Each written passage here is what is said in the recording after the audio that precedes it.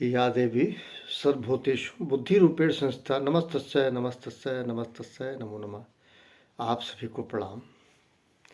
आज दिन बृहस्पति है, गुरुवार भी कहते हैं। आज आपके सम्मुख मैं अपना व्यक्तिगत ऑब्जर्वेशन रख रहा हूँ और कुछ कहना चाह रहा हूँ सभी से, लेकिन इसका मतलब ये ना निकाला जाए कि मैं कहीं आहत हूँ या किसी फ्रस्ट्रेशन में अपनी बात को कह रहा हूँ। ऐसा नहीं है। मैं कुछ चीज़ों पे आप लोगों का ध्यान आकर्षित करने की कोशिश कर रहा हूँ। नया साल आ रहा है, इस साल की विदाई हो रही है 2023 की, 2024 आ रहा है।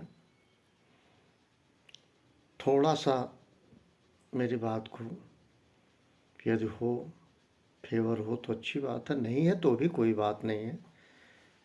मेरे मन में ये बात आती है इसलिए मैं कह रहा हूँ। शुरू मैं यहाँ से करता हूँ। Either he or she, either son और डॉटर। किसी माता पिता की एफडी नहीं है। इस बात को अच्छी तरह से माता पिता जान लें कि मेरा बेटा या बेटी फिक्स डिपॉजिट नहीं है, जैसे चाहा तुड़ा लिया। समझे ना, हो सकता है संतान तो निश्चित रूप से संपत्ति है, किसी के भी संतान होते हैं। लड़की को लक्ष्मी कहा गया है कि लक्ष्मी का प्रवेश हो गया।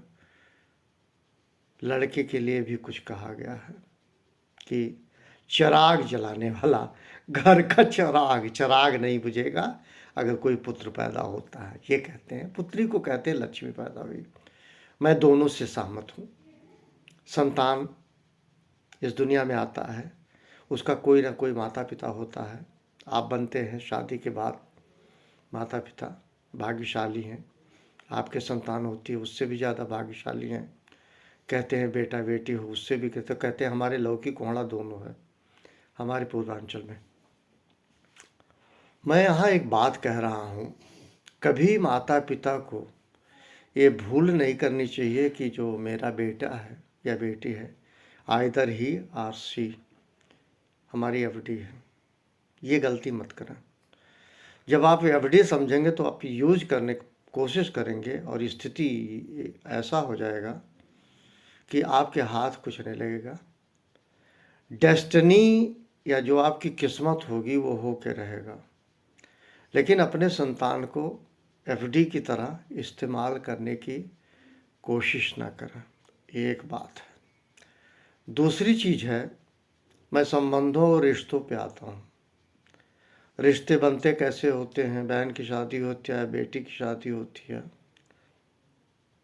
इस तरह से रिश्ते बनते हैं। ननिहाल का जन्म होता है, ससुराल का जन्म होता है। पहले ससुराल, बाद में संतान होने पे कहते हैं ननिहाल है। और मायका और ससुराल का जन्म उसी समय होता है जब नारी की शादी होती है। दोनों स्थितियों के लिए मैं ये कहूँगा, रिश्तों में कभी नाजायज़ रूप से किसी को भुलाने की कोशिश नहीं करनी चाहिए कि हमने बेटी ब्याह दिया तो मैं जैसे चाहूँ रिमोट कंट्रोल की तरह दामाद को चलाऊँ। या लड़की जब विदा होके जाती है तो अपने पति के साथ एक निगोशिएशन, मैं कहूँगा ट्रेड हो चुका है। It has been converted into trade, व्यवसाय। बड़ा गंदा शब्द है लेकिन यही सच है।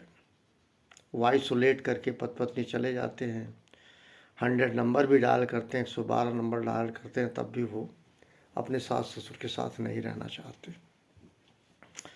मैं कुछ कहना नहीं चाह रहा हूँ, सिर्फ इतना कहना चाह रहा हूँ कि सारे माताओं पिताओं से, सभी लोग, जो संतान है वो ऊपर वाले की कृपा है, उसमें आपका कोई बहुत ये मत समझिएगा कंट्रीब्यूशन है कि मैंने प्रॉपर्टी बना ली। कंट्रीब्यूशन पॉजिटिव सेंस से है, आपका वो संतान है। तो संतान हुआ वो धनी नहीं है, उससे ज़्यादा धनी आप हैं, माता पिता बने।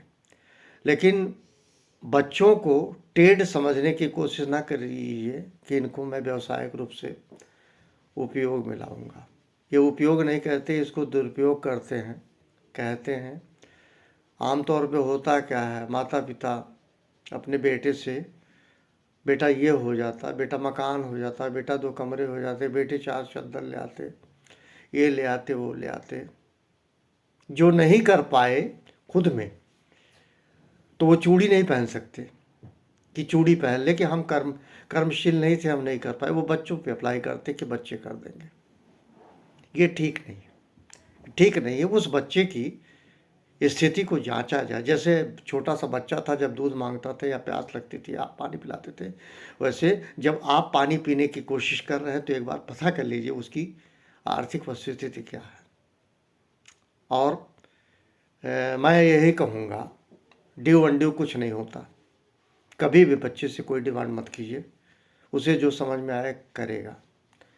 किसी ने कहा है, पहले भी कहा है कि 12 साल तक नर नारी माने बेटा बेटी को आप जो कुछ समझाए, 12 साल के बाद कभी भूल के आप अपना सलाह सुझाव देने का प्रयास ना करें। बच्चे अगर आवश्यकता होगी तो आपसे पूछ लेगा। आज मैं ये सोचूं 25-26 साल के बच्चे को मैं गाइड करूं तो मेरा दुर्भाग्य होगा, बल्कि मैं मिसगाइड कर रहा हूं। इतने बड़े काबिल आप नहीं हो गए इसी धरती पे कि आप गाइड करने लायक हो गए अपने बच्चों को। 12 साल तक किए, बहुत की, उसके बाद उसको अपने हाल पे छोड़ देना चाहिए। और कहा भी गया है, मछली किसी को खिलाया नहीं जाता, मछली मारना सिखाया जाता है। अगर आप बहुत अच्छे संस्कारी माता पिता हैं तो उसको मछली मारना सिखा दीजिए, आपको भी खिलाए, खुद भी खाए।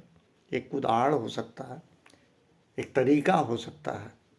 अगर आपकी सक्षमता और ईमानदारी, समर्पण भाव से आपने संतान को पाला है तो यकीन मानिए रिटर्न गिफ्ट ऑलरेडी तैयार है। इस बात को याद रखिएगा।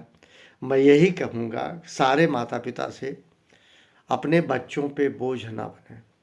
अभी हाल ही में आपको शायद जानकारी होगी, जापान एक ऐसा कंट्री है जिसमें एक लेआउट प्लान के 70 साल या इससे ऊपर के लोग अगर इच्छा मृत्यु मांगते हैं तो उनकी मृत्यु हो जानी चाहिए। ये भारत में तो नहीं हो सकता, बुज़ुर्गों की सेवा होती है। यहाँ तक कि सबसे ज़्यादा खर्च बुज़ुर्गों पे किया जाता है, बुज़ुर्ग बच्चों से भी जाता। बच्चे जब पैदा होते हैं उनको फारक्स दूध, एक गधेला या चटाई या ज़मीन पे जैसे तैसे झूला सुला देते हैं। लेकिन एक बुढ़ा जब व्यक्ति होता है उसके नंबर ऑफ नीड्स बढ़ जाते हैं, मैक्सिमम नंबर ऑफ नीड्स। मैं अपने व्यक्तिगत राय पे दूँ तो मेरे जो 3 महीने का खर्चा था इस उम्र में, मेरे ऊपर 1 महीने का खर्चा रहा है। मैं देख रहा हूँ। Never I have taken protein x, never I have taken any medicine except paracetamol, but now I am taking the medicines related with the cholesterol, kidney, liver and so on, sugar. Anyway, मैं ये कह रहा हूँ, specially mention कर रहा हूँ कि अगर आप बच्चों से मांग कर रहे हैं, नाजायज़ कुछ नहीं होता तो जायज़ भी कुछ नहीं होता। इस बात को कान खोलकर सुन लीजिए।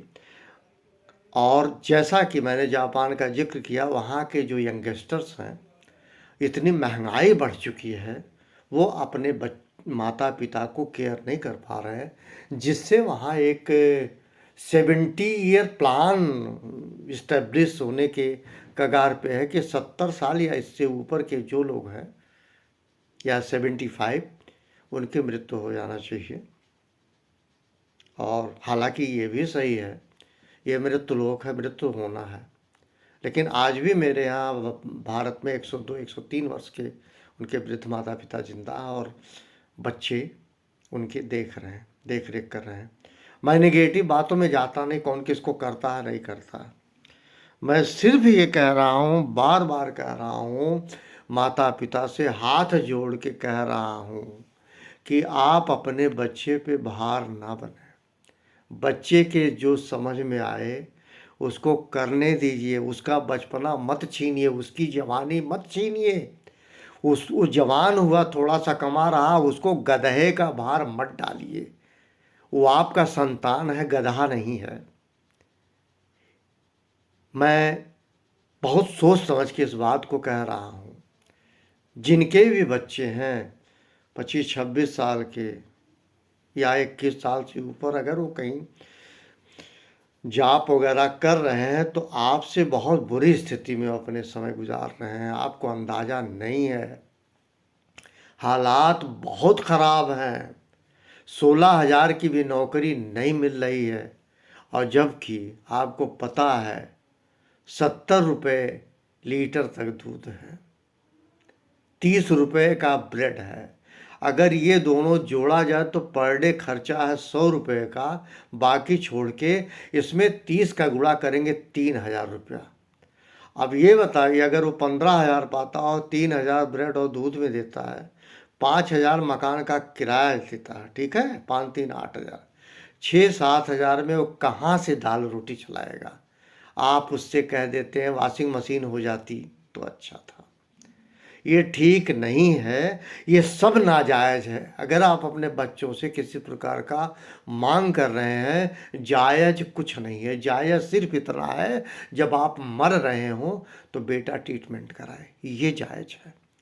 आपकी हालत बहुत ख़राब है, आप मरने के कगार पे हैं, मेडिकल फैसिलिटेट करे बच्चा, ये जायज़ है। जायज़ ये नहीं है कि चद्दर खरीद लाओ, जायज़ ये भी नहीं है कि एक ठो शाल खरीद देते, जायज़ ये भी नहीं है एक कंबल खरीद दीजिए, ये सब नाजायज़ है।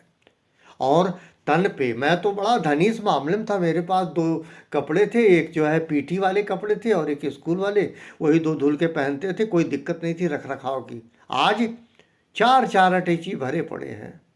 आई डोंट थिंक किसी कपड़े का नंबर भी आएगा। किस दुनिया में जी रहे हैं, किसके लिए जी रहे हैं? लत्ता के लिए। लत्ता बड़ा इंपॉर्टेंट है।